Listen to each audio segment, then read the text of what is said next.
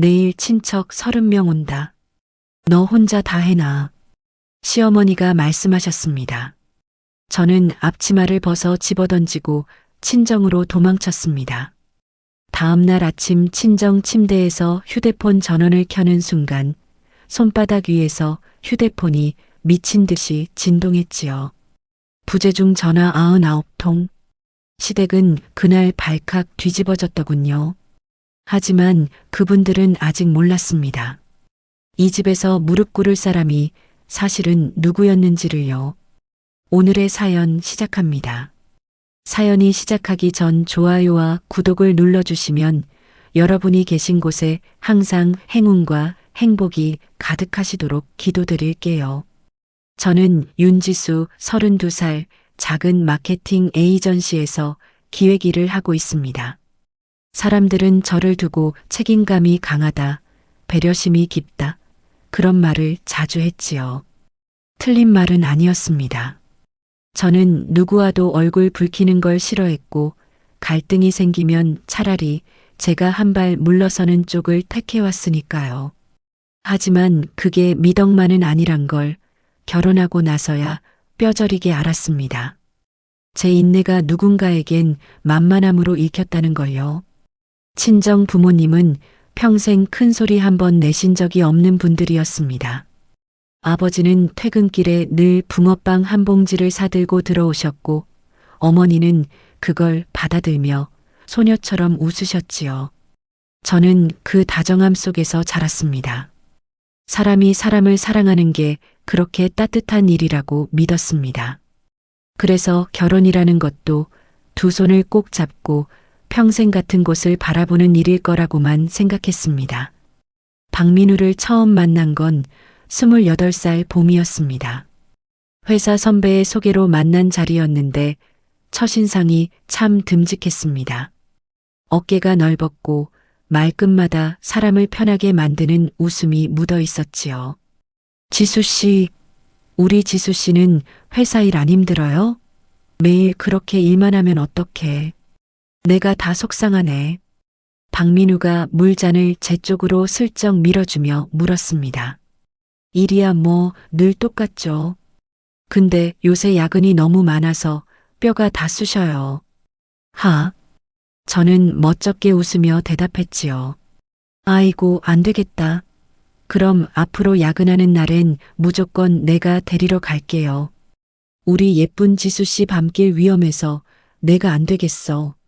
박민우가 별것 아니라는 듯 어깨를 으쓱이며 말했습니다. 저는 그 말을 가볍게 흘려들었습니다.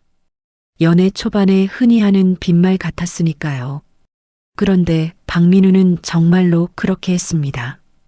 야근으로 11시가 넘은 밤 회사 건물 앞에 차를 세워두고 종이봉투 하나를 들고 서 있던 사람.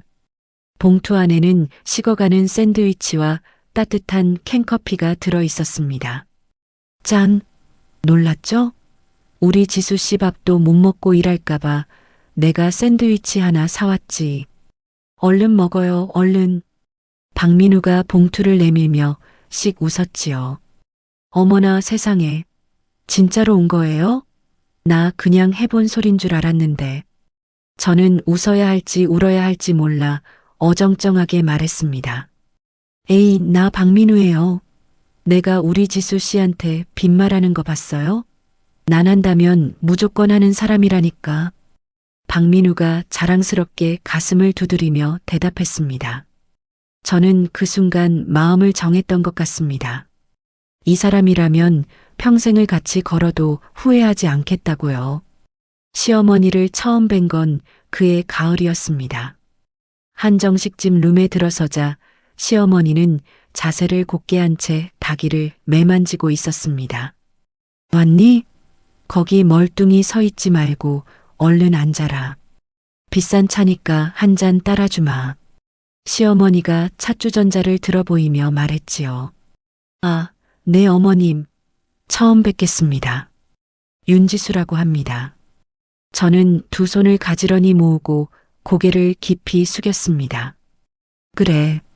겉보기엔 멀쩡하네. 우리 민우가지 눈에는 예쁜 애로 잘 골라왔나 보다. 뭐 살아봐야 알겠지만 시어머니가 입꼬리만 살짝 올리며 말했습니다. 칭찬 같았지만 어딘가 저를 위아래로 훑는 시선이 함께 따라붙었지요. 저는 그때 그 눈빛의 의미를 몰랐습니다. 아니, 모른 척하고 싶었는지도 모르겠습니다. 상견례까지는 좋았습니다. 문제는 결혼 준비가 시작되면서부터였지요. 시어머니는 혼수 목록을 가져오라 하시더니 손가락으로 하나하나 짚으며 트집을 잡기 시작했습니다. 야, 지수야. 너 이거 혼수 목록 짠 거 맞니? 아이고, 요새 누가 냉장고를 이런 싼 걸 해오니? 내 친구 며느리들은 다 최고급으로 싹 해왔다더라. 우리 집안 꼴이 우스워지게 생겼어. 참나. 시어머니가 종이를 톡톡 두드리며 말했습니다. 아, 네, 어머님. 제가 잘못 알았나 봐요. 내일 당장 다시 알아보고 싹 바꾸겠습니다. 저는 입술을 깨물며 대답했지요. 예단비 1,000만 원을 봉투에 담아드린 날 시어머니는 봉투를 손끝으로 만져보더니 한쪽 입꼬리를 올렸습니다. 이게 뭐니? 봉투가 왜 이리 얄팍해? 아이고, 손에 잡히는 것도 없네. 요새 1,000만 원으로 껌이나 사 먹겠니? 쯧쯧. 시어머니가 봉투를 다탁 위에 툭 던지듯 내려놓으며 중얼거렸습니다. 저는 그날 집으로 돌아와 화장실에서 한참을 울었습니다. 박민우에게 슬쩍 이야기를 꺼내봤지요. 아유, 우리 엄마가 원래 말이 좀 툭툭 나가잖아. 아기는 없어. 내가 며느리니까 그냥 꾹 참고 넘어가. 박민우가 텔레비전 리모컨을 누르며 무심하게 말했습니다. 그래도 이건 너무하시잖아. 내가 얼마나 무안하고 눈물이 났는지 알아? 나도 우리 집에선 귀한 딸이라고. 저는 목소리를 낮춰 호소했지요. 아, 진짜 왜 이래 피곤하게. 지수야, 그냥 이번 한 번만 꾹 참아. 엄마 나이 드셔서 그래. 내가 자꾸 이러면 중간에서 내 꼴이 뭐가 되냐? 박민우가 제 어깨를 툭툭 두드리며 말했습니다. 그 한 번이 두 번이 되고 두 번이 평생이 될 줄 저는 그때 몰랐습니다. 결혼하고 2년이 흘렀습니다. 저는 어느새 시댁의 그림자처럼 살고 있었지요. 주말은 시댁의 것, 평일 저녁은 시어머니 전화의 것이었습니다. 그날도 그런 날 중 하나였습니다. 시아버지 환갑잔치를 하루 앞둔 금요일 저녁, 저는 퇴근하자마자 시댁으로 불려갔습니다. 현관문을 열자마자 비릿한 생선 냄새가 훅 끼쳐왔습니다. 거실 한복판엔 전 부칠 재료들이 산처럼 쌓여 있었지요. 부추, 호박, 동태포, 깐 마늘, 갈비살, 잡채 재료, 나물거리까지. 저는 신발도 채 벗지 못한 채 그 풍경 앞에 멍하니 서 있었습니다. 아이고, 이제 오냐? 시애비 환갑잔치가 내일인데 며느리가 이렇게 늦게 기어들어와? 왔으면 빨리빨리 인사하고 앞치마부터 맬 것이지. 거기서 귀신처럼 멀뚱멀뚱 뭘 보고 섰어. 시어머니가 안방에서 나오며 말했습니다. 어머님 다녀왔습니다. 아니 근데 어머님 세상에 이게 다 뭡니까? 잔치집 뷔페 차려요? 저는 겨우 정신을 차리고 고개를 숙였지요. 뭐긴 뭐야, 내일 잔치할 음식이제. 내일 우리 집안 사람만 30명이 온다. 큰 댁이고 작은 댁이고 싹 다 온다니까. 내일 칭찬 좀 듣게 아주 상다리가 부러지게 차려야 해. 시어머니가 손가락으로 재료들을 가리키며 말했습니다. 30명이요? 이 산더미 같은 걸 전부 다요? 저는 저도 모르게 그 말을 따라했습니다. 그래, 30명. 왜 눈알이 튀어나오려고 그러냐? 며느리 뒀다 국 끓여 먹을래? 너 말고 이거 할 사람이 어딨어? 시어머니가 팔짱을 끼며 저를 빤히 쳐다보았습니다. 어머님 그래도 이건 너무 많아요.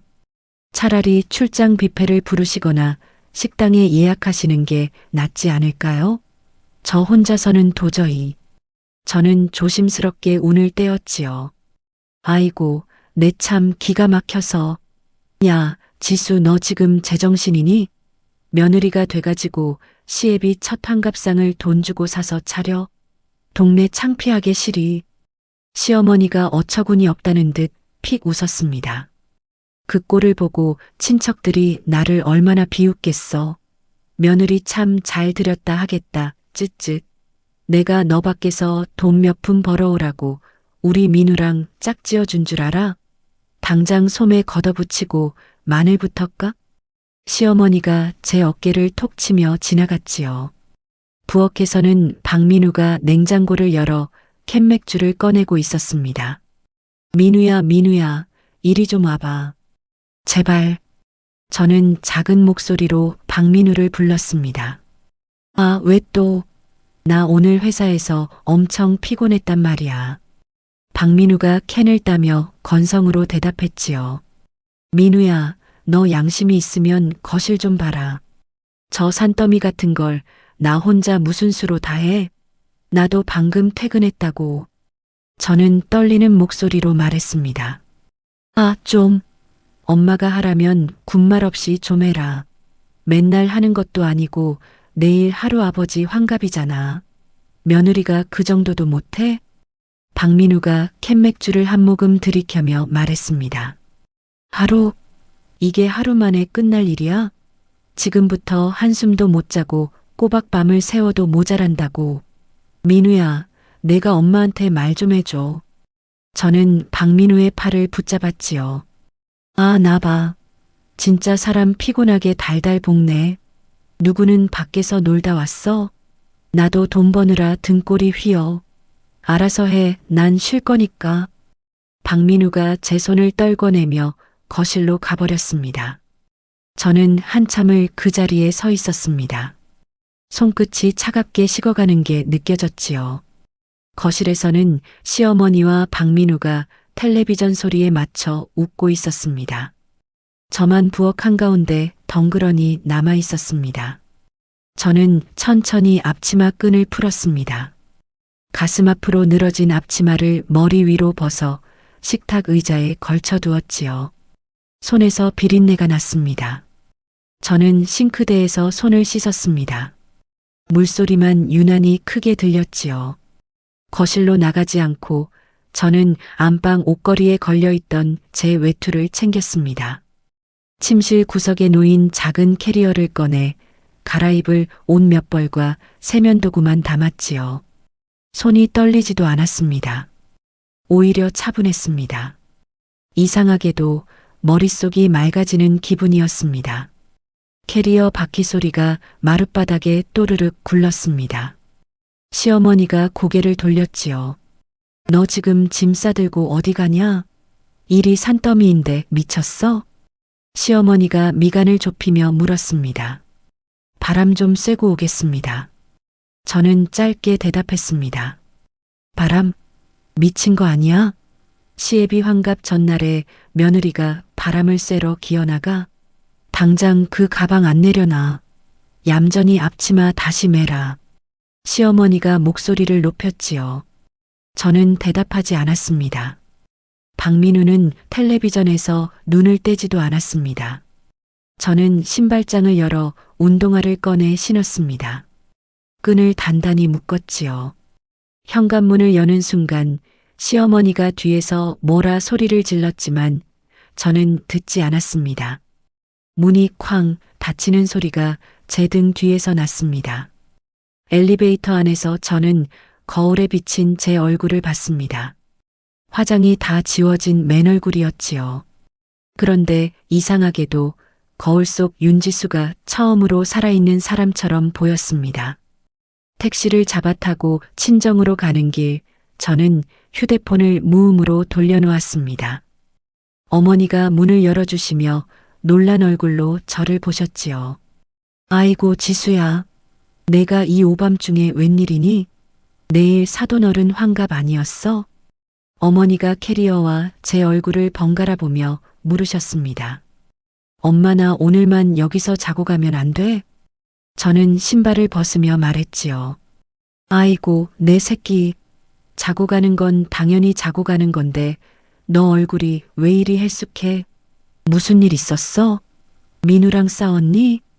어머니가 제 손을 잡으며 물으셨습니다. 아니야, 엄마. 아무 일도 없어. 그냥 오늘은 너무 피곤해서 그래. 잠깐만 쉴게. 저는 어머니 손을 꼭 쥐었습니다.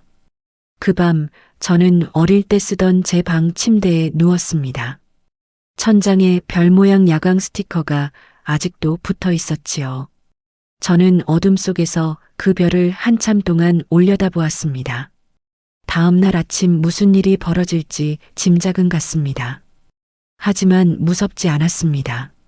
정말로 하나도 무섭지 않았습니다. 아침이 밝았습니다.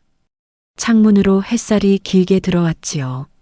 저는 머리맡에 엎어두었던 휴대폰을 천천히 집어들었습니다.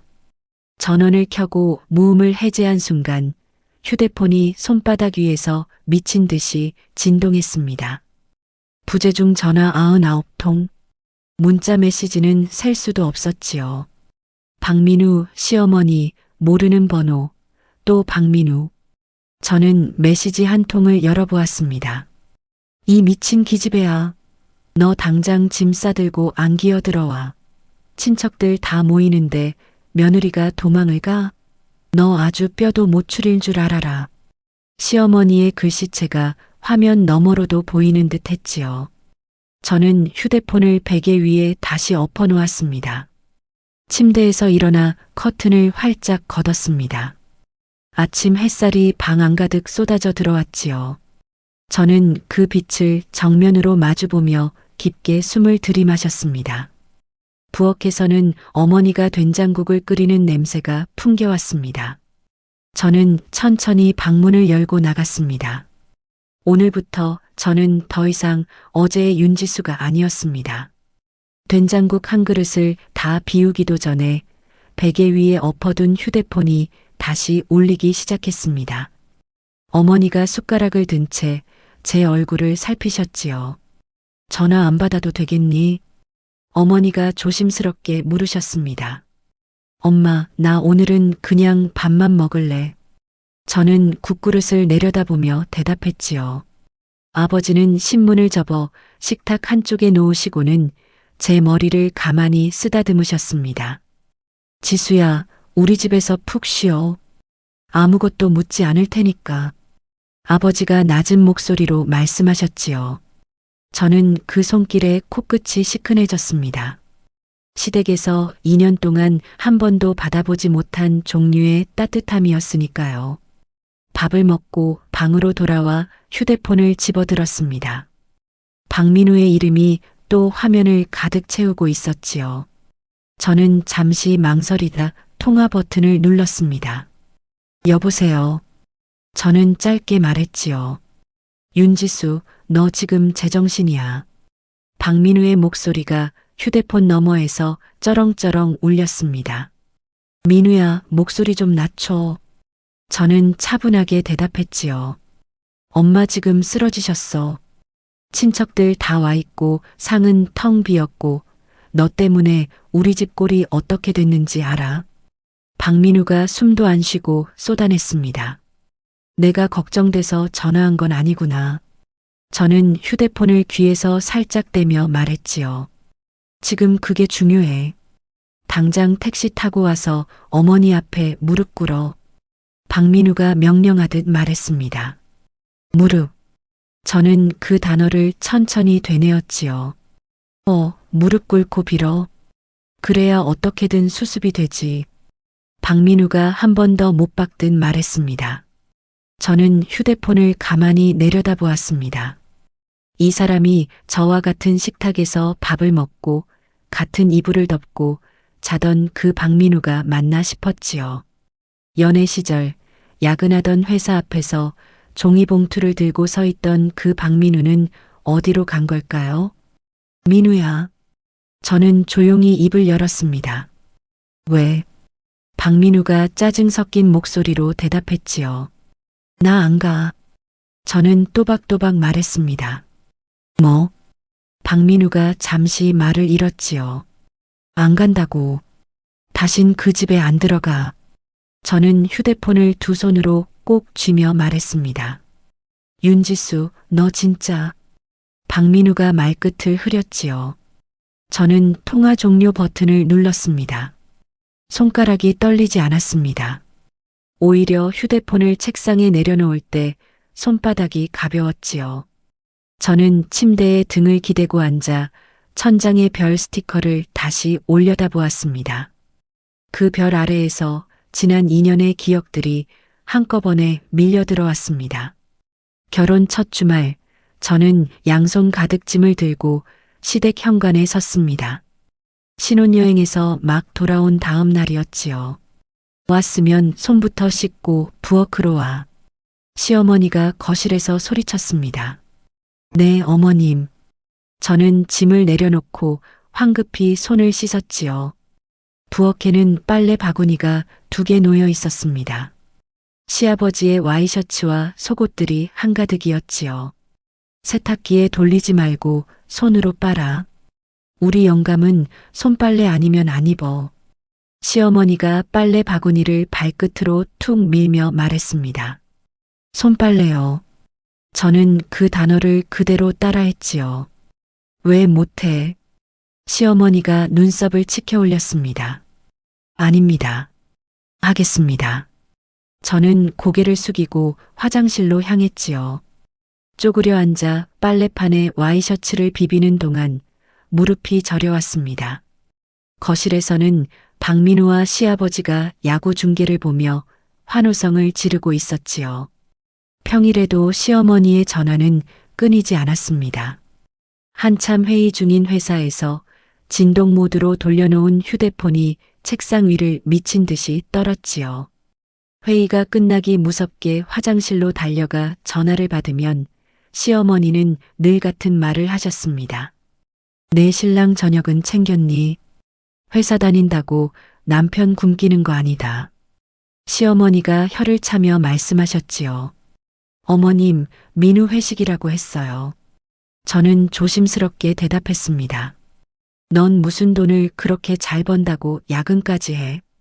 푼돈 받으면서 유난을 떨어. 시어머니가 코웃음을 치셨지요. 푼돈. 그 말이 가슴 한복판에 박혔습니다. 저는 그날 야근을 마치고 회사를 나서며 한참을 길거리에 서 있었지요. 박민우에게 하소연을 해도 돌아오는 대답은 늘 같았습니다. 엄마가 외로워서 그래. 아들이 결혼하면 다 그렇대. 박민우가 휴대폰을 만지작거리며 말했지요. 민우야, 외로워서 며느리한테 그렇게 하는 사람이 어딨어. 저는 목소리에 힘을 주어 말했습니다. 지수야, 내가 좀 넓게 생각해. 우리 엄마 옛날 사람이잖아. 박민우가 휴대폰에서 눈도 떼지 않으며 대답했지요. 옛날 사람이라고 다 그러진 않아. 저는 박민우의 옆 얼굴을 보며 말했습니다. 또 시작이네. 좀 참으면 안 돼. 박민우가 한숨을 쉬며 휴대폰을 내려놓았지요. 또 시작이네. 저는 그 말이 제일 무서웠습니다. 제가 한마디를 꺼낼 때마다 박민우는 저를 예민하고 까다로운 사람으로 만들었으니까요. 가장 잊히지 않는 건 제 생일이었습니다. 그날은 하필 시댁 제사와 겹쳤지요. 저는 새벽부터 시댁에 가서 전을 부쳤습니다. 기름 냄새에 머리가 어지러웠고 손목이 시큰거렸지요. 어머님, 잠깐만 화장실 다녀와도 될까요? 저는 조심스럽게 여쭈었습니다. 전 다 부치고 가. 시어머니가 텔레비전을 보며 답하셨지요. 저녁 무렵 친정 어머니에게서 전화가 왔습니다. 지수야, 우리 딸 생일인데 케이크는 자르고 자야지. 어머니가 들뜬 목소리로 말씀하셨습니다. 엄마, 나 오늘 좀 늦을 것 같아. 저는 부엌 한 구석에서 작게 속삭였지요. 전화를 끊고 돌아서는데 시어머니가 저를 빤히 보고 있었습니다. 누구야? 시어머니가 물으셨지요. 친정 어머니요. 저는 앞치마에 손을 닦으며 대답했습니다. 제삿날에 무슨 친정 어머니 전화야. 정신을 어디다 두고 사니? 시어머니가 혀를 차셨지요. 그날 밤 시댁에서 돌아왔을 땐 자정이 가까웠습니다. 박민우는 소파에서 코를 골며 자고 있었지요. 식탁 위엔 케이크도 미역국도 없었습니다. 저는 부엌불을 켜지도 못한 채 어둠 속에 한참 서 있었습니다. 그뿐만이 아니었지요. 독감으로 40도 가까이 열이 올라 누워있던 날에도 시어머니의 전화는 어김없이 울렸습니다. 내 아들 점심은 어떻게 했냐? 시어머니가 인사도 없이 물으셨지요. 어머님, 저 지금 열이 나서 누워 있어요. 저는 갈라진 목소리로 겨우 대답했습니다. 누가 누구 걱정을 해? 남편 점심부터 챙기고 누워. 시어머니가 단호하게 말씀하셨지요. 이 모든 것은 결국 시어머니의 자존심을 채우기 위한 도구였습니다. 친척들이 모이는 자리마다 시어머니는 저를 부엌에 세워두고 일을 시켰지요. 그리고 거실에서는 큰 소리로 이렇게 말씀하셨습니다. 우리 며느리가 살림은 잘 못해도 시키면 시키는 대로는 해. 시어머니가 친척들 앞에서 웃으며 말씀하셨지요. 동선의 형님 이야기는 끝도 없이 따라붙었습니다. 큰애 며느리는 시어머니 환갑 때 호텔 잡아줬다더라. 시어머니가 제 앞에 과일 접시를 툭 내려놓으며 말씀하셨지요. 그 집은 며느리가 명품 가방을 사다 바친다더라. 시어머니가 친척들 들으라는 듯 목소리를 높이셨습니다. 저는 그 모든 비교 속에서 점점 작아져 갔습니다. 어느 순간부턴 거울을 봐도 제 얼굴이 잘 보이지 않았지요. 침대에서 몸을 일으켰습니다. 책상 앞에 앉아 노트북을 열었지요. 검색창에 천천히 글자를 입력했습니다. 이혼 전문 변호사.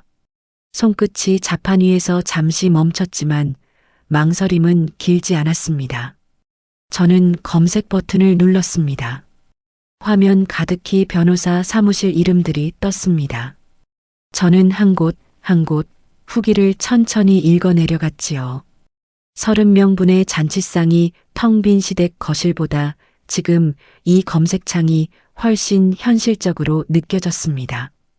2년 동안 한 번도 입 밖에 내지 못했던 단어를 저는 비로소 화면 위에 적어두고 있었지요. 휴대폰이 또 울렸습니다. 이번엔 박민우가 아니라 모르는 번호였지요. 저는 잠시 화면을 들여다보다가 통화를 받지 않고 그대로 엎어두었습니다. 노트북 화면의 불빛만이 어두운 방을 비추고 있었지요. 저는 의자 등받이에 깊숙이 몸을 기댔습니다. 이제부터 무엇을 어떻게 해야 할지 천천히 정리할 시간이었습니다. 친정에 머문 지 일주일이 지났습니다. 회사에는 연차를 모아 쓴다고 양해를 구했지요. 박민우는 처음에는 협박을 하더니 이제는 하루에 한 번씩 길고 긴 문자를 보내왔습니다. 어머님이 식사를 안 하신다. 아버님이 자네 걱정으로 잠을 못 주무신다. 제발 한 번만 와서 얼굴이라도 비춰달라. 다정한 말투로 포장되었지만 결국 핵심은 똑같았지요.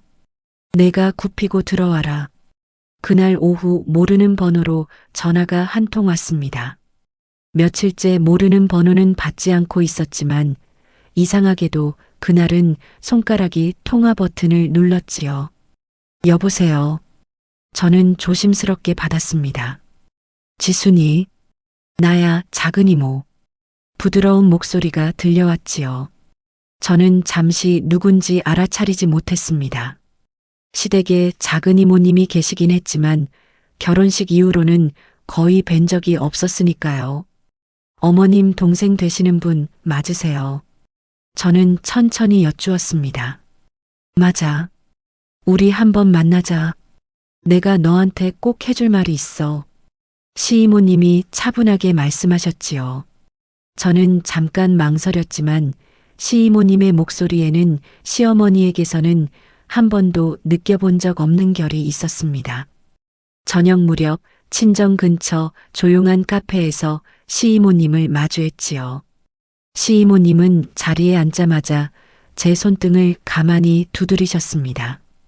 고생 많았다. 정말 고생 많았어. 시이모님이 낮은 목소리로 말씀하셨지요. 저는 그 말 한마디에 눈가가 뜨거워졌습니다. 2년 동안 시댁에서 단 한 번도 듣지 못한 말이었으니까요. 이모님께서 어떻게 제 번호를... 저는 떨리는 목소리로 여쭈었습니다. 민우 사촌 누나한테서 받았어. 내가 가만히 있을 수가 없어서. 시이모님이 차를 한 모금 드시며 말씀하셨지요. 가만히 있을 수가 없다니 무슨 일이 있나요? 저는 자세를 고쳐 앉았습니다. 시이모님은 잠시 저를 가만히 바라보시더니 깊게 한숨을 내쉬셨습니다. 지수야, 마음 단단히 먹고 들어. 시이모님이 제 눈을 똑바로 보며 말씀하셨지요. 네, 말씀하세요. 저는 침을 한번 삼켰습니다. 우리 언니가 지금 친척들한테 너에 대해 이상한 소리를 하고 다녀. 시이모님이 조용히 말씀하셨지요. 이상한 소리요. 저는 따라 물었습니다. 내가 바람이 나서 집을 나갔다고. 그래서 친척 모임이 다 엎어졌다고. 그렇게 동네방네 떠벌리고 다녀. 시이모님이 입술을 한번 깨물고 말씀하셨지요. 저는 들고 있던 찻잔을 그대로 내려놓았습니다. 손가락이 차갑게 식어갔지요. 제가 바람이요. 저는 헛웃음을 흘렸습니다. 내가 어제 큰집 형님 댁에 갔다가 들었어. 너무 기가 막혀서 그 자리에서 따져 물었더니 우리 언니가 진짜 그렇게 말했다는 거야. 시이모님이 고개를 저으며 말씀하셨지요. 이모님. 저는 시이모님을 가만히 불렀습니다. 왜? 시이모님이 제 손을 다시 잡으셨지요. 저 그 집에서 손빨래하고 전 부치고 아파도 누워있지 못하고 푼돈 번다 소리 들으면서 살았어요. 저는 떨리는 목소리로 말했습니다. 알아. 다 알아. 시이모님이 제 손을 꼭 쥐셨지요. 그런 저한테 바람이 나서 도망쳤다고요. 저는 입술이 떨려 말이 끊겼습니다. 시이모님은 한참 저를 바라보시다가 천천히 가방에서 작은 녹음기 하나를 꺼내셨습니다. 이거 너한테 줄게. 시이모님이 녹음기를 제 앞에 내려놓으셨지요. 이게 뭔가요? 저는 녹음기를 내려다보며 여쭈었습니다. 언니가 지난 몇 년간 친척 모임에서 너 흉본 거 내가 다 녹음해뒀어. 시이모님이 담담하게 말씀하셨지요. 이모님, 이걸 어떻게 해? 저는 시이모님을 올려다보았습니다. 내가 우리 언니랑 어릴 때부터 같이 살았어. 언니가 어떤 사람인지 누구보다 잘 알지. 결혼하고 너 들어왔을 때부터 이런 날이 올 줄 알았어. 시이모님이 천천히 차를 드시며 말씀하셨습니다. 집으로 돌아와 방에 들어서자마자 저는 녹음기 재생 버튼을 눌렀습니다. 처음에는 잡음만 들리다가 곧 익숙한 목소리가 흘러나왔지요. 우리 며느리는 그릇이 작아. 시키는 일도 한 번에 못 해내고. 시어머니의 목소리가 또렷하게 들렸습니다. 형님네 며느리는 그 비싼 한우 세트를 명절마다 보낸다는데 우리 집은 그런 거 없어. 친정이 그래서 그런가 손이 작아. 시어머니의 웃음소리가 이어졌지요. 민우가 불쌍해. 밥상이라고 차려주는 거 보면 내가 다 한숨이 나와. 시어머니의 목소리가 계속 흘러나왔습니다. 저는 녹음기를 천천히 책상 위에 내려놓았지요. 이상하게 눈물이 나지 않았습니다. 오히려 정신이 또렷해졌습니다. 2년 동안 안개 속을 걷던 것 같았는데 누군가 그 안개를 한 번에 걷어내준 기분이었지요. 다음 날 아침 저는 박민우에게 전화를 걸었습니다. 민우야. 저는 차분하게 입을 열었지요. 이제 정신 차렸어. 빨리 와. 박민우가 반색하며 대답했습니다. 어머님이 친척들한테 내가 바람나서 도망갔다고 하셨다며. 저는 단도직입적으로 물었지요. 그건 박민우가 말끝을 흐렸습니다. 몰랐어. 알고 있었어. 저는 짧게 물었지요. 지수야, 그건 엄마가 너무 분해서 그런 거잖아. 내가 잔치상 업고 나갔으니까 엄마 입장에서는 친척들한테 뭐라고 둘러대야 할 거 아니야. 박민우가 변명을 늘어놓았습니다. 민우야, 그러니까 결국 알고 있었다는 거네. 저는 차갑게 되물었지요. 내가 원인 제공을 했잖아. 내가 나가지만 않았어도 엄마가 그렇게까지 안 했지. 박민우가 목소리를 높였습니다. 원인 제공? 또 그 말이었지요. 저는 가만히 휴대폰을 귀에 댄 채 한참 동안 아무 말도 하지 않았습니다. 민우야. 저는 조용히 입을 열었지요. 왜? 박민우가 짜증 섞인 소리로 답했습니다. 이혼하자. 저는 또박또박 말했지요. 휴대폰 너머에서 박민우의 숨소리가 잠시 멎었습니다. 뭐라고? 박민우가 말을 더듬었지요. 이혼하자고. 변호사 통해서 연락할 거야. 저는 그 말만 남기고 통화를 끊었습니다. 그리고 사흘 뒤 회사 1층 로비가 시끄러워졌습니다. 저는 회의실에서 자료를 정리하다가 동료의 다급한 부름에 1층으로 내려갔지요. 엘리베이터 문이 열리는 순간 익숙한 목소리가 들려왔습니다.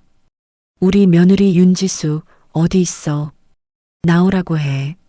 시어머니가 안내데스크 앞에서 소리를 지르고 있었지요. 어머님. 저는 황급히 다가갔습니다. 2년 너 일은 어떻게 하고 우리 집을 쑥대밭으로 만들어. 시어머니가 제 팔을 거칠게 잡아챘지요. 어머님, 여기서 이러시면 안 돼요. 저는 시어머니의 손을 떼어내려 애썼습니다. 내가 친척들 앞에서 얼마나 망신을 당했는지 알아. 너 때문에 우리 영감이 머리를 못 들어. 시어머니가 더 큰 소리로 외쳤지요. 로비에 있던 사람들이 하나둘 고개를 돌렸습니다. 회사 동료들의 시선이 저에게로 쏟아졌지요. 저는 얼굴이 화끈거리는 와중에도 시어머니의 팔을 단단히 붙잡았습니다. 어머님, 일단 밖으로 나가서 얘기해요. 저는 떨리는 목소리로 말했지요. 그때 경비 직원이 황급히 달려왔습니다. 여기서 이러시면 안 됩니다. 어머님, 나가시죠. 경비 직원이 시어머니의 어깨를 가볍게 잡았지요. 나 며느리한테 말 좀 하겠다는데 왜 막아? 시어머니가 발버둥을 쳤습니다. 손님, 업무 방해입니다. 나가시지 않으면 경찰 부르겠습니다. 경비 직원이 단호하게 말했지요. 경찰이라는 말에 시어머니의 어깨가 잠시 굳었습니다. 시어머니는 저를 한번 매섭게 노려보더니 경비 직원의 손을 거칠게 뿌리치고 회전문 쪽으로 걸어갔지요. 회전문을 빠져나가기 직전 시어머니는 뒤를 돌아 한마디를 던졌습니다. 두고 봐. 내년 인생 내가 끝내준다. 시어머니가 이를 갈며 말씀하셨지요. 저는 그 자리에 서서 회전문이 천천히 도는 것을 끝까지 지켜보았습니다. 등 뒤에서 동료들의 수군거림이 작게 들려왔지요. 저는 천천히 돌아서서 엘리베이터로 향했습니다. 손가락 끝이 떨렸지만 어깨는 오히려 펴졌습니다. 주머니 속 휴대폰 안에는 시이모님이 건네준 녹음 파일이 차곡차곡 들어 있었으니까요. 회사 로비에서 그 일이 있은 다음 날부터 저는 출근길이 무거워졌습니다. 사무실에 들어서면 동료들이 인사를 건네면서도 눈빛이 잠깐씩 흔들렸지요. 탕비실에서 커피를 타는데 옆팀 직원들의 목소리가 등 뒤에서 작게 들려왔습니다. 윤 기획자 시어머니가 진짜 그렇게 소리를 질렀대. 누군가 속삭이는 소리가 났지요. 집안 사정이 좀 복잡한가 봐. 다른 목소리가 받아쳤습니다. 저는 종이컵을 든 채로 잠시 멈춰섰지요. 숨을 한번 깊게 들이마시고 모르는 척 자리로 돌아왔습니다. 모니터 앞에 앉아 자판을 두드렸지만 글자가 눈에 들어오지 않았지요. 그날 저녁 휴대폰이 진동했습니다. 화면에는 최 대표라는 이름이 떠 있었지요. 업계에서 마케팅 기획자로 손꼽히던 선배였습니다. 1년 전쯤 독립해서 새 에이전시를 차렸다는 소식은 들은 적이 있었지요. 네, 대표님. 오랜만에 연락 주셨네요. 저는 황급히 사무실 비상계단으로 자리를 옮겼습니다. 잘 지내지, 윤 기획자. 최 대표가 부드러운 목소리로 물으셨지요. 네, 그럭저럭이요. 저는 멋쩍게 웃었습니다. 내가 오늘 전화한 건 다름이 아니라 우리 회사로 와줄 수 있나 해서. 최 대표가 본론을 꺼내셨지요. 저는 잠시 말을 잃었습니다. 계단의 차가운 난간을 손으로 잡으며 숨을 골랐지요. 대표님, 갑작스러우셔서. 저는 더듬더듬 대답했습니다. 갑작스러워도 윤 기획자만큼 일 잘하는 사람이 없어. 팀장 자리로 모시고 싶어. 최 대표가 단도직입적으로 말씀하셨지요. 저는 한참을 망설였습니다. 며칠 전 회사 로비에서 있었던 일이 머릿속을 스쳤지요. 대표님, 사실 제가 지금 사정이 좀 복잡해요. 저는 솔직하게 말씀드렸습니다. 무슨 일인지 자세히는 모르지만 소문은 조금 들었어. 최 대표가 차분하게 답하셨지요. 그런데도 저는 말끝을 흐렸습니다. 윤 기획자, 일과 개인사는 별개야. 내가 보는 건 윤 기획자 실력이지, 윤 기획자 시댁이 아니야. 최 대표가 또렷한 목소리로 말씀하셨지요. 저는 그 자리에서 눈을 잠시 감았습니다. 숨이 차오르는 것 같았지요. 계단의 형광등 불빛이 유난히 환하게 느껴졌습니다. 대표님, 생각할 시간을 조금만 주시겠어요? 저는 떨리는 목소리로 여쭈었지요. 천천히 생각해. 다만 내 마음은 변하지 않아. 최 대표가 부드럽게 웃으셨습니다. 전화를 끊고 저는 계단에 한참을 앉아 있었지요. 누군가가 저를 믿어준다는 사실 하나만으로 무너졌던 어딘가가 천천히 다시 서는 기분이었습니다. 그날 밤 저는 작은 노트 한 권을 펼쳤습니다. 앞으로 해야 할 일들을 하나씩 적어 내려갔지요. 이직 결심 사직서, 변호사 선임, 증거 정리, 새거처. 펜이 종이를 긁는 소리만 방 안에 가득했습니다. 다음 날 아침 저는 출근하자마자 인사팀에 사직서를 제출했지요. 팀장이 놀란 얼굴로 저를 회의실로 불렀습니다. 윤 기획자, 갑자기 왜 그래? 팀장이 사직서를 내려놓으며 물었지요. 개인적인 사정이 있어서요. 죄송합니다. 저는 고개를 숙였습니다. 혹시 며칠 전 그 일 때문에 그래? 그건 우리도 다 이해해. 팀장이 조심스럽게 말했지요. 아니에요, 팀장님. 이미 결정한 일이에요. 저는 단호하게 대답했습니다. 팀장은 몇 번 더 말렸지만 결국 제 결심을 받아들였지요. 한 달 인수인계를 약속하고 회의실을 나섰습니다. 복도를 걸어가는데 두 다리가 묘하게 가벼웠습니다. 그날 점심시간 저는 시이모님께 연락을 드렸습니다. 이모님, 저 이직하기로 했어요. 저는 떨리는 목소리로 말씀드렸지요. 잘 결정했다. 정말 잘 결정했어. 시이모님이 진심으로 기뻐하셨습니다. 그리고 변호사도 정했어요. 다음 주에 첫 상담 가요.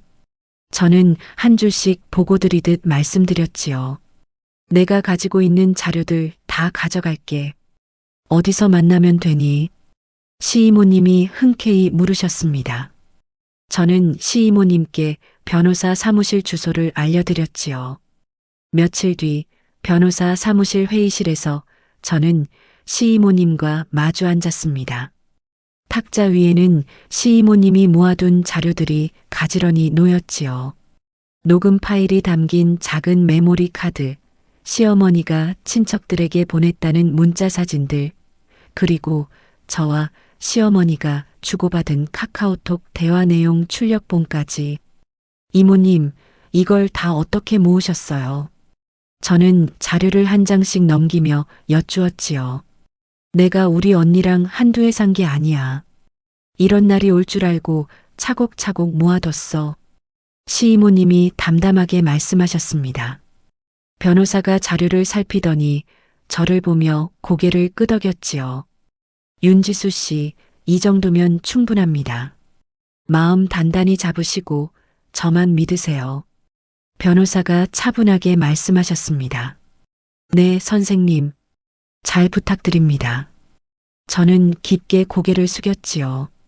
변호사 사무실을 나서며 저는 시이모님의 손을 꼭 잡았습니다. 이모님 없었으면 저 정말 무너졌을 거예요. 저는 떨리는 목소리로 말씀드렸지요. 무너지긴 누가 무너져. 우리 지수가 얼마나 단단한 사람인데. 시이모님이 제 등을 토닥이며 웃으셨습니다. 이혼 소장과 명예훼손 고소장은 일주일 뒤 박민우의 직장과 시댁으로 동시에 송달되었습니다. 서류가 도착한 그날 저녁 박민우에게서 전화가 빗발쳤지요. 20통, 30통, 40통. 저는 전화를 받지 않았습니다. 대신 변호사 사무실 번호로 연락하라는 짧은 문자 한 통을 보내드렸지요. 그래도 박민우는 전화를 멈추지 않았습니다. 밤 11시쯤 결국 한 번 받았지요. 여보세요. 저는 짧게 받았습니다. 지수야, 이게 무슨 짓이야? 박민우의 목소리가 작아져 있었지요. 무슨 짓이라니? 이혼하자고 말했잖아. 저는 차분히 대답했습니다. 진짜로 이렇게까지 할 줄은 몰랐어. 우리 다시 얘기하자. 박민우가 사정하듯 말했지요. 우리가 얘기할 게 더 남았어. 저는 휴대폰을 다른 손으로 옮겨쥐었습니다. 지수야, 내가 잘못했어. 어머니한테도 내가 다 말씀드릴게. 응? 박민우가 다급하게 말을 쏟아냈지요. 저는 잠시 침묵했습니다. 연애 시절 야근 끝난 회사 앞에서 종이봉투를 들고 서 있던 박민우의 얼굴이 잠시 떠올랐지요. 하지만 그 얼굴은 이미 너무 멀리 있었습니다. 민우야. 저는 입을 열었지요. 말해. 박민우가 황급히 대답했습니다. 내가 잘못했다고 한 게 이번이 처음이야. 저는 또박또박 말했지요. 지수야. 박민우의 목소리가 잦아들었습니다. 2년 동안 너는 한 번도 내 편이었던 적이 없어. 이제 와서 잘못했다는 말로 덮을 수 있는 시간이 아니야. 저는 휴대폰을 귀에 댄 채 말했지요. 지수야, 제발. 박민우가 사정했습니다. 변호사 통해서 연락해. 직접 전화하지 마. 저는 그 말을 끝으로 통화를 종료했지요. 휴대폰을 책상 위에 내려놓고 저는 등을 펴고 깊게 숨을 들이마셨습니다. 다음 날 아침 저는 새 회사 첫 출근을 했습니다. 사무실 문을 열자 최 대표가 활짝 웃으며 저를 맞이해 주셨지요. 윤 팀장, 어서 와. 최 대표가 손을 내미셨습니다. 잘 부탁드립니다, 대표님. 저는 그 손을 두 손으로 맞잡았지요. 우리 좋은 작품 한번 만들어 보자. 최 대표가 환하게 웃으셨습니다. 자리로 안내받아 의자에 앉는 순간 책상 위에는 작은 화분 하나가 놓여 있었지요. 파릇한 잎이 막 새로 돋아난 화분이었습니다. 저는 손끝으로 그 잎을 가만히 만져보았지요.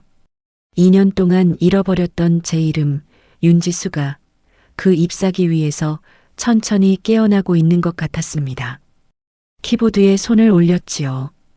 오랜만에 손가락 끝이 가볍게 떨렸습니다. 설렘이었지요. 새 회사에 출근한 지 2달이 흘렀습니다. 저는 마치 다른 사람이 된 것처럼 일에만 매달렸지요. 아침 7시 출근, 밤 10시 퇴근. 누가 시킨 것도 아닌데 저절로 그렇게 되었습니다. 일이 좋았던 게 아니라 일을 하는 동안에는 박민우도 시어머니도 머릿속에서 잠시 사라졌으니까요. 최 대표는 저를 대형 식품회사의 신제품 출시 프로젝트 책임자로 앉히셨습니다. 윤 팀장이 한번 처음부터 끝까지 진두지휘해봐. 최 대표가 회의실에서 자료를 건네주시며 말씀하셨지요.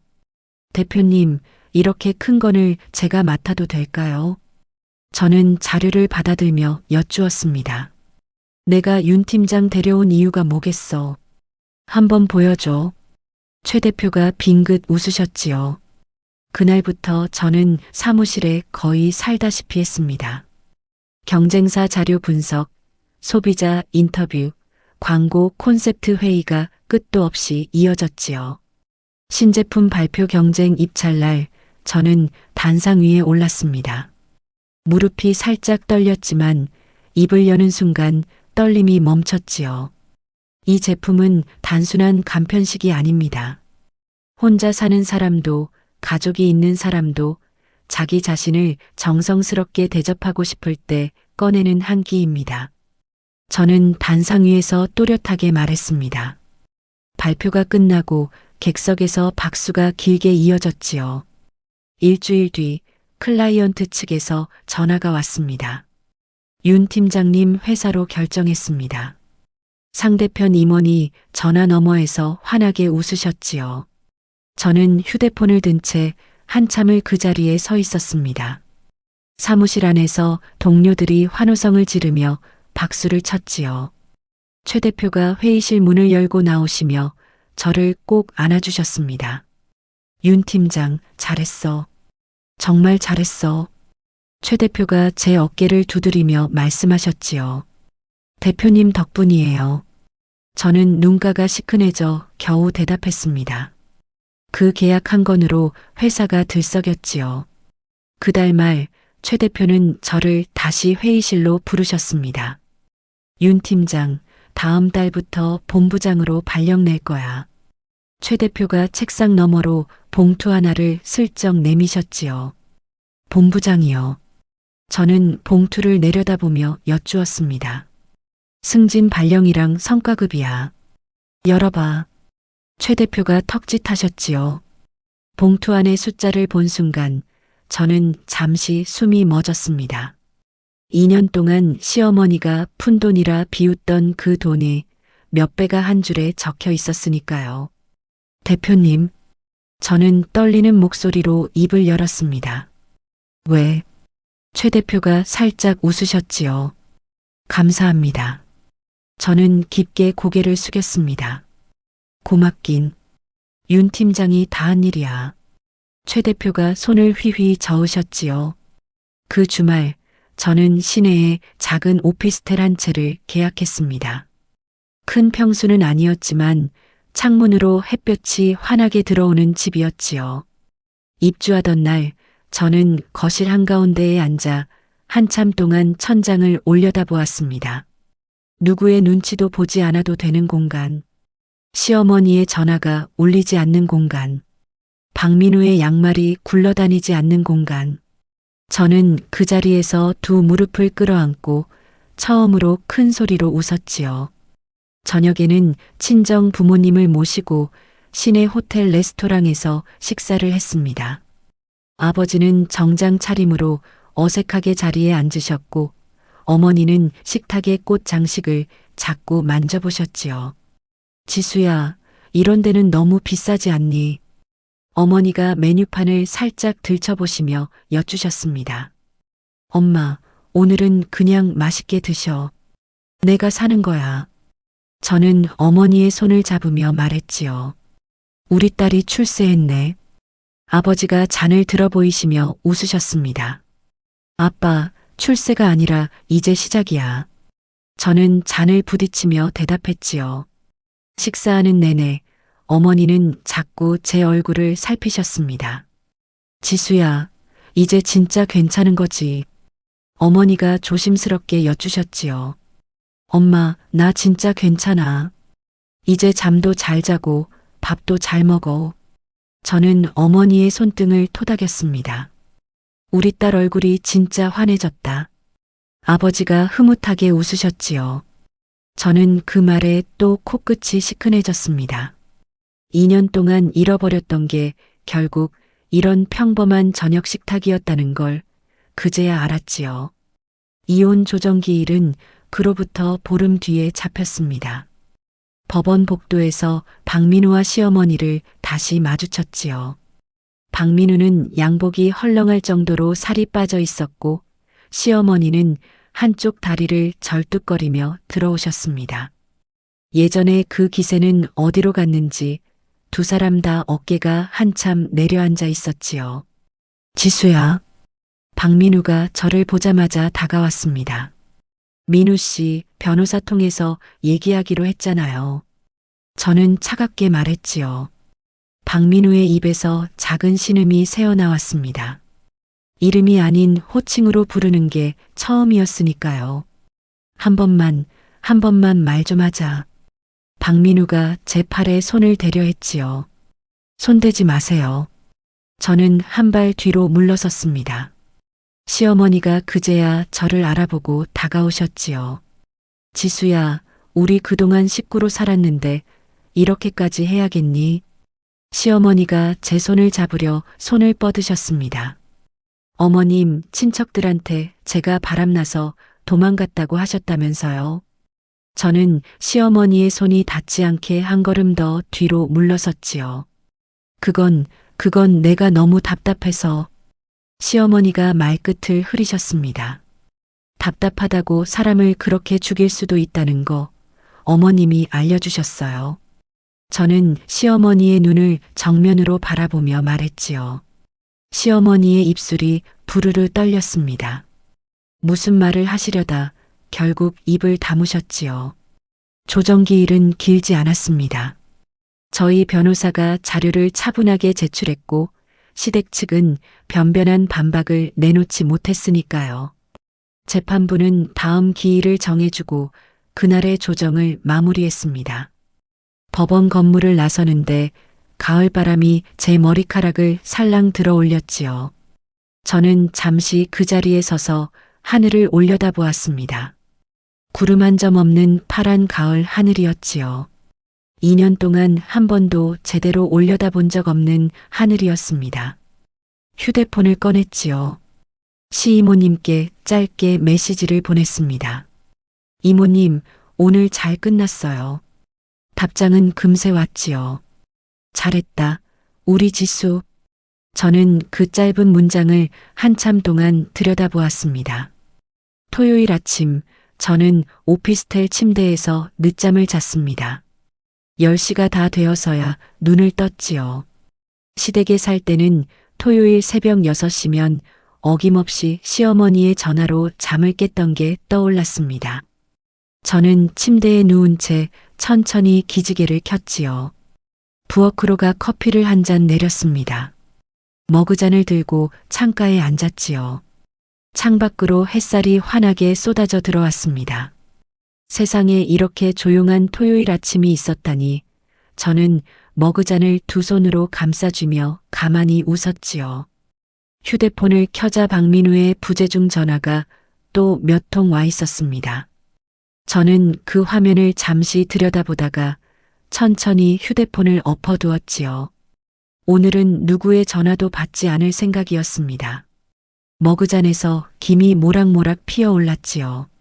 저는 따뜻한 커피를 한 모금 삼키며 창밖으로 시선을 돌렸습니다. 거리에는 사람들이 분주하게 오갔고 노란 은행잎이 바람을 따라 천천히 떨어지고 있었지요. 그 평범한 풍경이 그 어떤 그림보다 아름다웠습니다. 이혼 조정이 두 차례 더 이어졌습니다. 박민우 측은 별다른 반박을 내놓지 못한 채 시간만 끌고 있었지요. 저는 그러는 동안 본부장 직함에 익숙해져 갔습니다. 새 프로젝트가 두 건 더 들어왔고 회사 분위기는 활기찼지요. 모든 게 순조롭다고 느껴진 그 순간 두 번째 폭풍이 불어왔습니다. 월요일 아침 사무실에 들어서자마자 회계팀 직원이 다급한 얼굴로 저를 찾아왔지요. 본부장님, 잠깐만 와보시겠어요? 직원이 어두운 표정으로 말했습니다. 무슨 일이에요? 저는 가방을 책상에 내려놓으며 물었지요. 본부장님, 앞으로 법원에서 서류가 왔는데요. 직원이 봉투를 내밀었습니다. 저는 봉투를 받아들고 회의실로 들어갔지요. 서류를 천천히 펼치는데 글자 하나하나가 눈에 박혔습니다. 가압류 결정문이었지요. 박민우가 변호사를 새로 선임해서 제 성과급과 회사 지분 일부의 가압류를 걸어놓은 거였습니다. 혼인 기간 중 형성된 재산이라는 게 이유였지요. 저는 서류를 한참 들여다보다 변호사 사무실로 전화를 걸었습니다. 선생님, 저 윤지수예요. 저는 떨리는 목소리로 말했지요. 네, 본부장님. 무슨 일이세요? 변호사가 차분하게 받으셨습니다. 박민우 쪽에서 가압류를 걸었어요. 저는 짧게 말했지요. 그쪽에서 그렇게 나올 줄 알았습니다. 너무 걱정 마세요. 충분히 풀 수 있는 사안이에요. 변호사가 침착하게 답하셨습니다. 전화를 끊고 저는 한참을 회의실에 앉아 있었지요. 숨을 고르고 자리로 돌아오는데 사무실 분위기가 어딘가 어수선했습니다. 대표실 쪽에서 큰 소리가 새어나오고 있었지요. 대표실 문이 활짝 열리며 최 대표가 저를 향해 손짓하셨습니다. 윤 본부장, 잠깐만 와봐. 최 대표가 어두운 얼굴로 부르셨지요. 대표실에 들어서자 책상 위에 펼쳐진 노트북 화면이 눈에 들어왔습니다.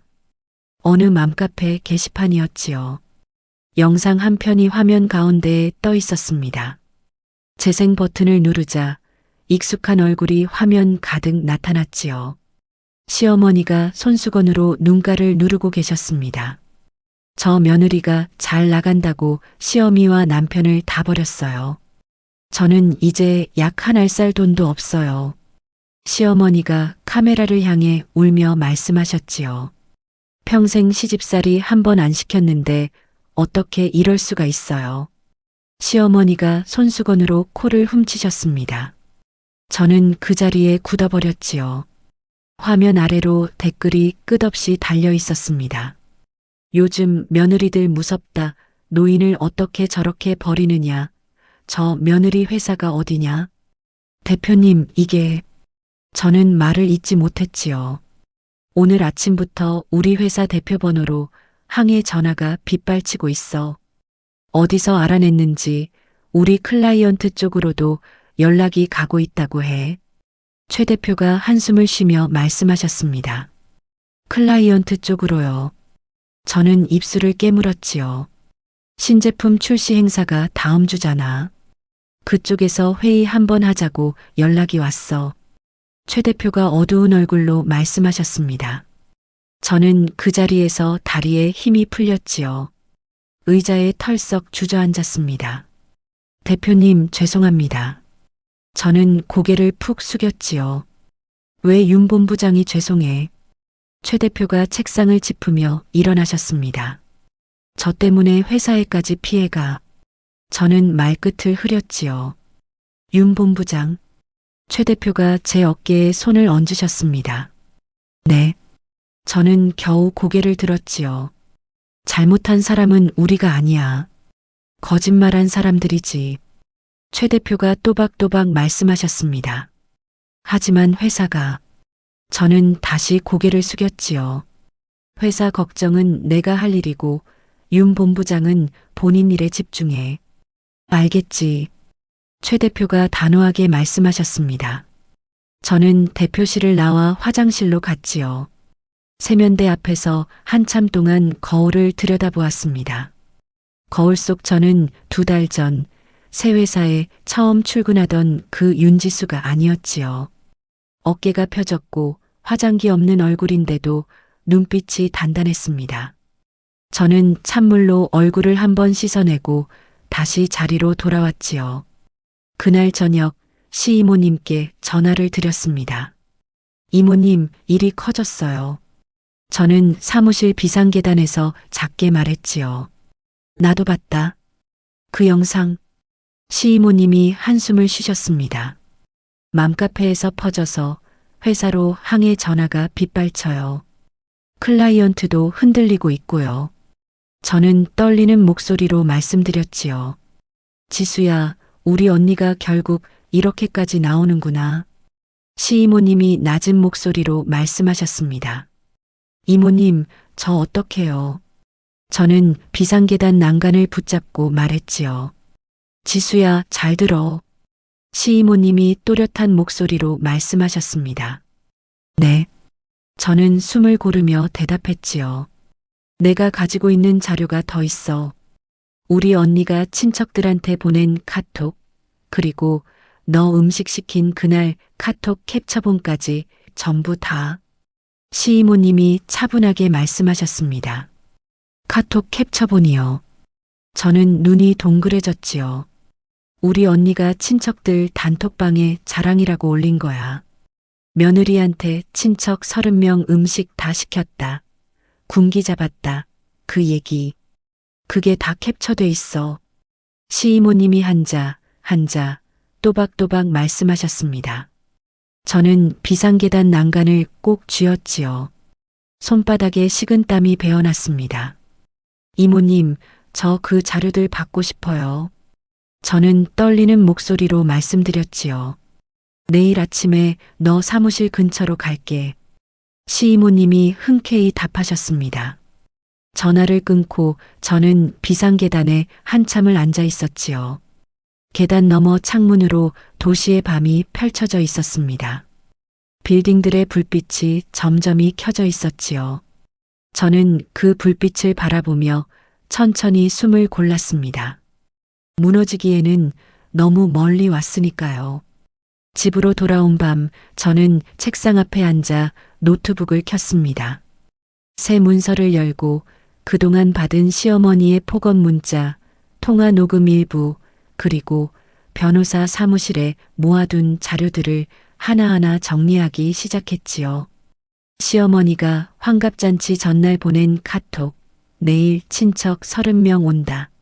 너 혼자 다 해나라가 적힌 그 메시지부터요. 독감으로 누워있던 날 받은 통화 녹음, 내 아들 점심부터 챙기라던 그 목소리. 하나씩 정리할 때마다 가슴 깊은 곳에서 뜨거운 무언가가 차올랐지요. 새벽 2시쯤 저는 잠시 손을 멈췄습니다.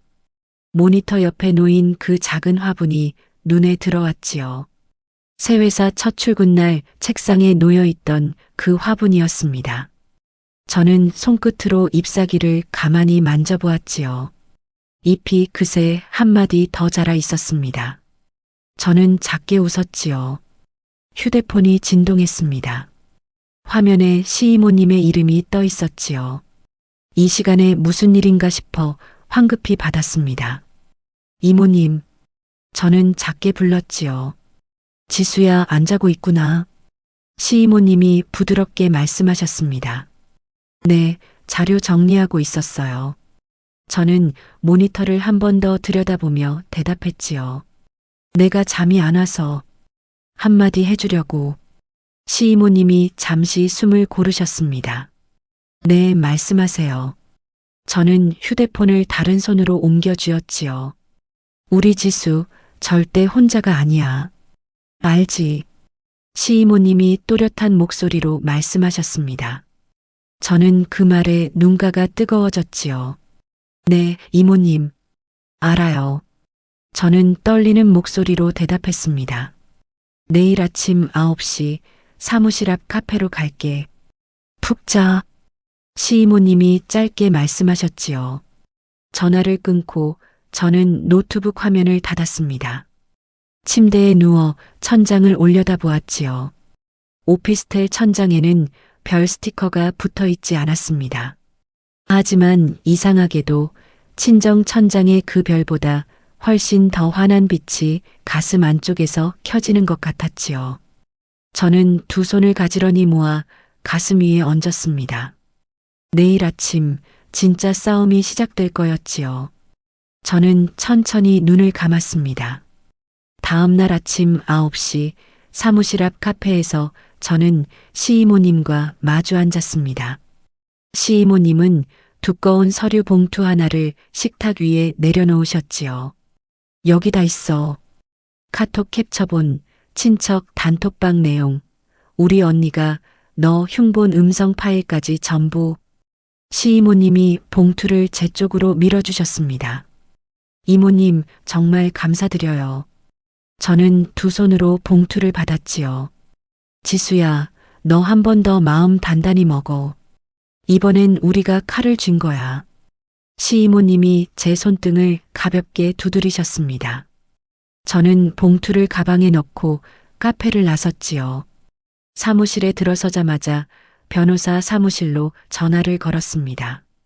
오후에 사무실로 찾아가 자료를 함께 정리하기로 약속을 잡았지요.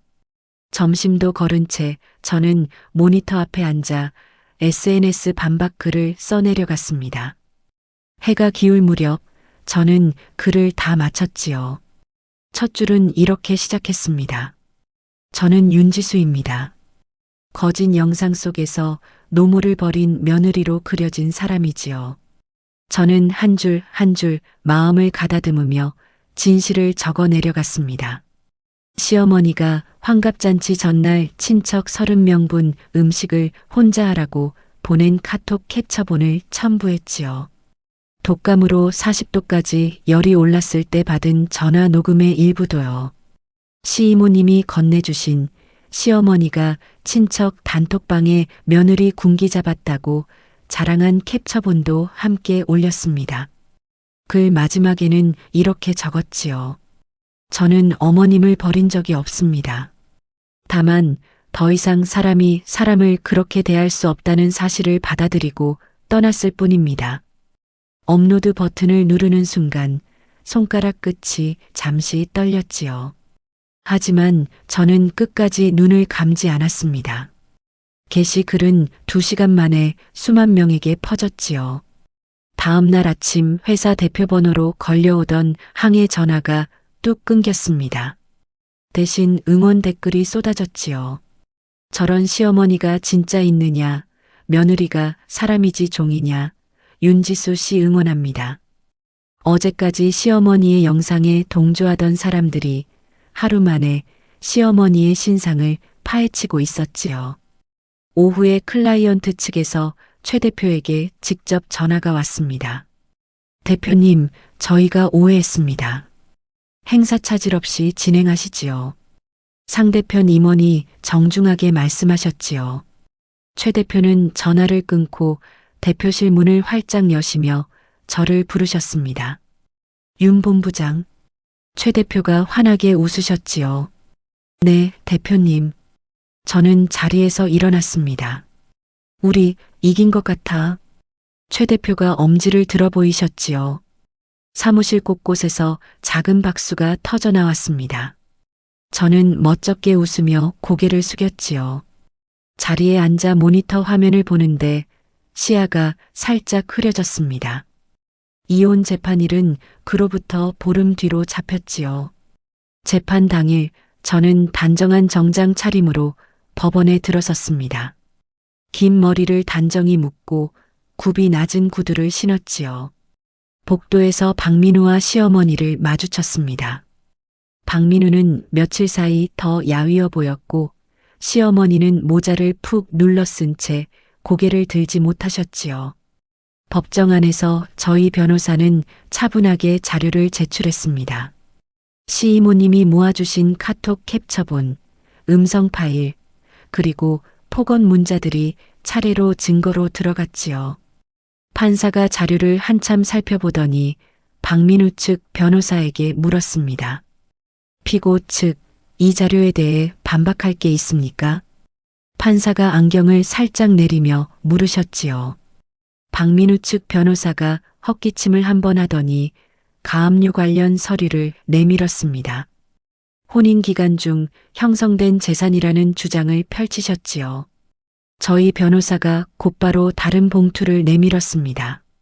재판장님, 그 부분에 대해 저희가 제출할 자료가 있습니다. 저희 변호사가 또렷한 목소리로 말씀하셨지요. 봉투 안에는 박민우 명의의 마이너스 통장 내역과 도박 사이트 결제 내역이 들어 있었습니다. 저희 변호사가 미리 조사를 끝낸 자료였지요. 피고는 혼인 기간 중 도박으로 상당한 금액을 탕진한 사실이 있습니다. 또한 마이너스 통장을 원고 모르게 만들어 사용한 사실도 확인됩니다. 저희 변호사가 차분하게 말씀하셨습니다. 법정안이 잠시 술렁였지요. 박민우의 얼굴이 새하얗게 질려갔습니다. 시어머니가 박민우를 돌아보며 작게 외치셨지요. 민우야, 이게 무슨 소리야? 시어머니가 떨리는 목소리로 물으셨습니다. 엄마, 그게... 박민우가 말끝을 흐렸지요.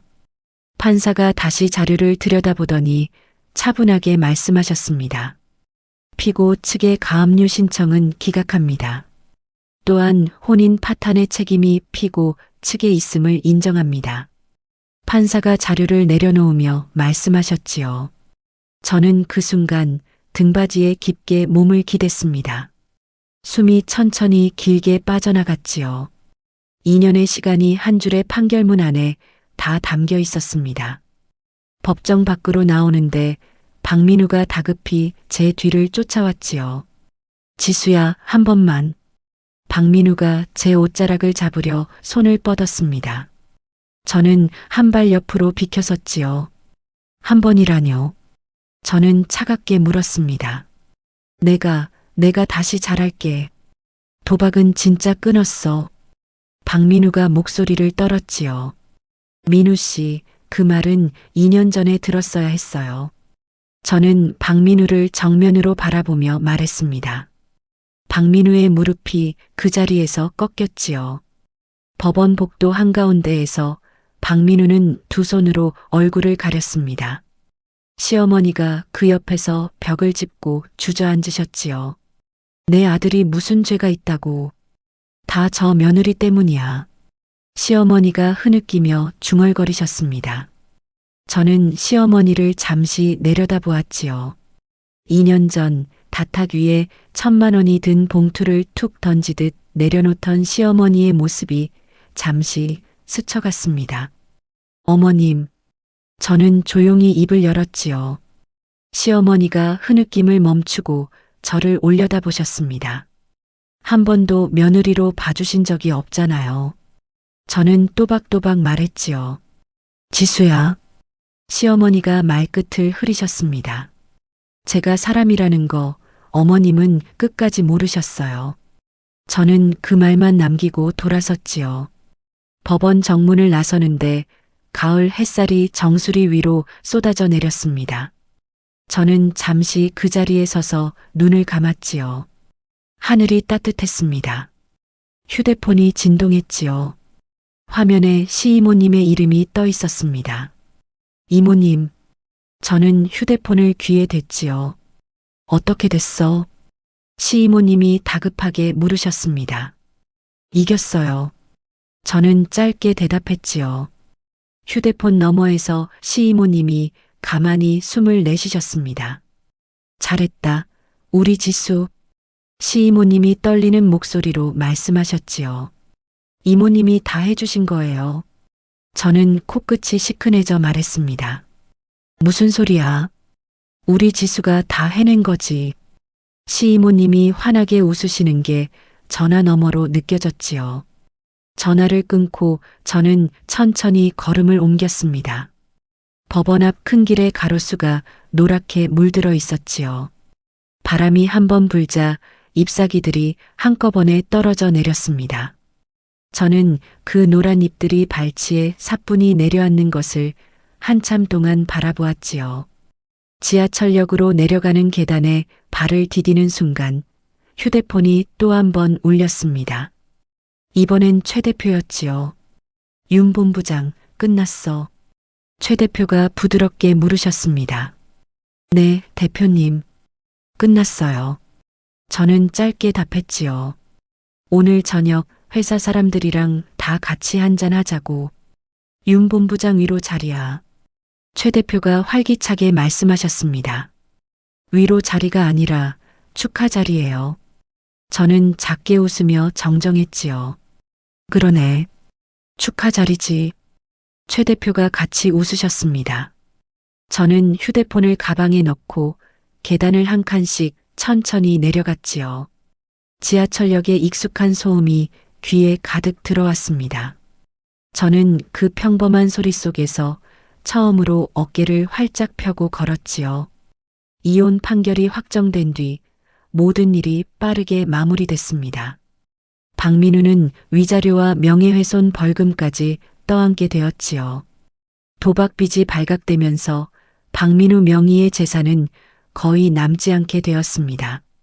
시어머니는 명예훼손건으로 따로 벌금형을 받으셨지요. 저는 그 모든 소식을 변호사를 통해 짧게 전해 들었습니다. 한때 제 이름 옆에 붙어 있던 박민우의 아내, 이 집 며느리라는 말들이 한 줄 한 줄 떨어져 나갔지요. 판결문을 받아든 날 저는 법원 앞 작은 카페에서 시이모님과 마주 앉았습니다. 이모님, 정말 끝났어요. 저는 따뜻한 차를 한 모금 마시며 말했지요. 수고 많았다, 정말로.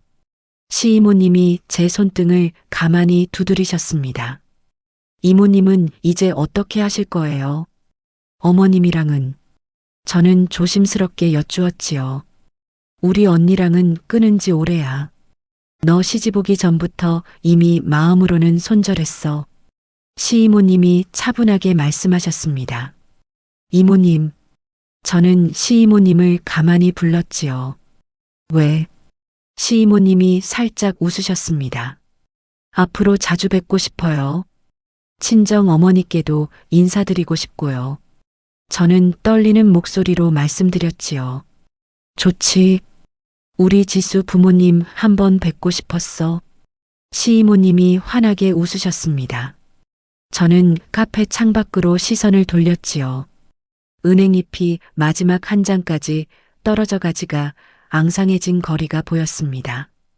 겨울이 코앞이었지요. 그해 겨울, 저는 친정 부모님과 시이모님을 모시고 작은 식사 자리를 마련했습니다. 아버지는 시이모님께 깊이 고개를 숙이셨지요. 우리 지수 살려주셔서 정말 고맙습니다. 아버지가 떨리는 목소리로 말씀하셨습니다. 아유, 저는 한 일이 없어요. 우리 지수가 다 한 거예요. 시이모님이 손사래를 치셨지요. 어머니가 시이모님의 손을 꼭 잡으셨습니다. 우리 딸 옆에 계셔주셔서 감사해요. 어머니가 눈가가 붉어진 채 말씀하셨지요. 저는 그 풍경을 가만히 바라보았습니다. 시댁의 차가운 거실에서는 한 번도 본 적 없는 사람과 사람 사이의 온기였지요. 저는 식탁 아래에서 두 손을 가만히 모았습니다. 한 해가 흘렀습니다. 회사에서는 제가 이끈 프로젝트들이 연달아 성공을 거뒀지요. 신제품 출시 행사는 업계 최대 규모로 치러졌고 그 이후로도 굵직한 계약이 줄을 이었습니다. 최 대표는 연말 임원회의에서 저를 이사로 발령하셨지요. 윤이사, 잘 부탁해. 최 대표가 회의실에서 손을 내미셨습니다. 대표님, 정말 감사드립니다. 저는 그 손을 두 손으로 맞잡았지요. 고맙긴, 다 윤이사가 만든 자리야. 최 대표가 부드럽게 웃으셨습니다. 그날 저녁 저는 오피스텔로 돌아와 거실 한가운데에 가만히 앉아 있었지요. 1년 전 이 자리에서 두 무릎을 끌어안고 처음으로 큰 소리로 웃었던 그 밤이 떠올랐습니다. 그땐 막 새로운 시작이었지요. 이제는 그 시작이 단단한 길이 되어 제 발밑에 깔려 있었습니다. 가끔 옛 직장 동료에게서 박민우의 소식을 듣곤 했지요. 박민우는 빚을 갚느라 낮에는 영업일을 하고 밤에는 대리운전을 한다고 했습니다. 시어머니는 동네 창피해서 밖에도 잘 못 나오시고 화병으로 약을 달고 사신다고요. 친척들도 모두 시댁에 연락을 끊었다고 했지요. 저는 그 이야기를 들으며 무덤덤했습니다. 통쾌하지도 안쓰럽지도 않았지요. 이미 제 안에서 멀리 떠나보낸 사람들이었으니까요. 어느 겨울 저녁 저는 회사 근처 카페에서 차를 마시며 창밖을 보고 있었습니다. 유리창 너머로 첫눈이 내리고 있었지요. 하얀 눈송이가 가로등 불빛 아래에서 천천히 떨어졌습니다. 저는 따뜻한 잔을 두 손으로 감싸 쥐었지요. 휴대폰이 진동했습니다. 어머니에게서 온 메시지였지요. 지수야, 오늘 저녁은 우리 집에 와서 먹어. 김치찌개 끓여놓을게. 저는 메시지를 한참 동안 들여다보았지요. 이 평범한 한 줄이 한때는 너무나 멀게 느껴졌다는 사실이 새삼 가슴에 와닿았습니다. 저는 짧게 답장을 보냈지요. 응, 엄마. 7시까지 갈게. 카페를 나와 거리를 걷는데 어떤 젊은 여자분이 누군가와 통화를 하며 제 옆을 지나갔습니다. 어머님이 또 그러신다고. 나보고 어떡하라는 거야. 응. 그 여자분이 휴대폰에 대고 한숨을 쉬며 말했지요. 저는 그 목소리에 잠시 걸음을 멈췄습니다. 1년 전에 저였지요. 야근 후 텅 빈 거리에서 박민우에게 전화를 걸어 똑같은 말을 하던 그 윤지수였습니다. 저는 잠시 그 자리에 서서 그 여자분의 뒷모습을 바라보았지요. 무어라 말을 건네고 싶었지만 결국 아무 말도 하지 않았습니다. 대신 마음속으로 짧게 빌었지요. 그분의 임계점이 너무 늦지 않게 와주기를요. 집으로 향하는 지하철 안에서 저는 휴대폰을 꺼냈습니다. 사진첩을 열어 한참을 넘기다 한 장 앞에서 손가락을 멈췄지요. 새 회사 첫 출근 날 책상 위에 놓여 있던 그 작은 화분 사진이었습니다. 지금은 그 화분이 제법 자라 오피스텔 창가에서 커다란 잎을 활짝 펼치고 있지요. 저는 화분 사진을 가만히 들여다보며 생각했습니다. 그날 시댁 거실에 산처럼 쌓여있던 그 식재료들 앞에서 만약 제가 앞치마를 다시 메고 부엌으로 들어갔다면 어땠을까요? 저는 아마 지금쯤도 누군가의 부엌에 서 있었겠지요. 손빨래판에 무릎을 꿇고 푼돈이라는 말에 어깨를 움츠리며 또 한 번의 환갑잔치를 준비하고 있었을지도 모릅니다. 그날 앞치마를 벗어 던지고 캐리어를 들고 나선 그 순간이 제 인생에서 가장 잘한 선택이었다는 걸 저는 이제 의심하지 않습니다. 지하철이 친정 동네에 가까워졌지요. 유리창 너머로 익숙한 풍경이 흘러갔습니다. 저는 가방을 챙겨 자리에서 일어났지요. 역사를 빠져나오자 첫눈이 더 굵어져 있었습니다. 저는 우산을 펴지 않고 그대로 눈을 맞으며 걸었지요. 머리 위로, 어깨 위로 하얀 눈송이가 천천히 내려앉았습니다. 골목 끝에서 어머니가 외투를 걸치고 마중을 나와 계셨지요. 지수야, 눈 맞고 그냥 와. 어머니가 양손을 흔드시며 외치셨습니다. 엄마, 눈이 좋아서. 저는 환하게 웃으며 대답했지요. 어머니가 다가와 제 어깨에 눈을 손바닥으로 털어주셨습니다. 우리 딸 얼굴이 진짜 좋다. 어머니가 제 얼굴을 어루만지며 말씀하셨지요. 엄마, 나 진짜 잘 살고 있어. 저는 어머니의 손을 두 손으로 잡았습니다. 우리 지수 잘 살아야지. 누구보다 잘 살아야지. 어머니가 제 손을 꼭 마주 잡으셨지요. 저는 어머니와 나란히 골목을 걸어 들어갔습니다. 멀리서 아버지가 현관문을 열고 손을 흔드시는 모습이 보였지요. 김치찌개 냄새가 골목 어귀까지 풍겨나왔습니다. 저는 깊게 숨을 들이마셨지요. 이 평범한 저녁이 제가 그토록 되찾고 싶었던 삶이었습니다. 세상 어딘가에서 오늘도 누군가는 식모 취급을 견디고 있겠지요. 누군가는 시댁 부엌에서 무릎이 꺾이고 있을 거고요. 누군가는 남편 옆에서 외로운 밤을 보내고 있을 겁니다. 그분들께 저는 이 한마디를 꼭 전하고 싶습니다. 참지 마세요. 용기 내서 짐을 싸세요. 당신의 이름은 누구의 아내도 며느리도 아닌 당신 자신입니다. 현관문이 열리고 따뜻한 공기가 저를 감싸 안았지요. 저는 신발을 벗으며 환하게 웃었습니다. 윤지수의 진짜 인생은 이제부터 시작이었지요. 친척 30명분의 식재료를 거실에 쌓아두고 저를 식모처럼 부리려던 그 밤, 만약 제가 앞치마를 다시 메고 부엌으로 들어갔다면 어땠을까요? 저는 아마 지금쯤도 그 집 손빨래판 앞에서 무릎을 꿇고 있었을 겁니다. 푼돈 번다는 소리에 어깨를 움츠리고 또 한 번의 환갑잔치를 준비하면서요. 세상 어딘가에서 오늘도 누군가는 시댁 부엌에서 눈물을 삼키고 계실 거예요. 누군가는 남편의 한 번만 참아라는 말에 또 한 번 자신을 접고 있을 거고요. 그분들께 저는 꼭 이 말씀을 전하고 싶습니다. 참는다고 해서 사랑받는 게 아니라는 걸요. 당신이 한 발 물러설수록 상대는 두 발 더 밀고 들어온다는 것을요.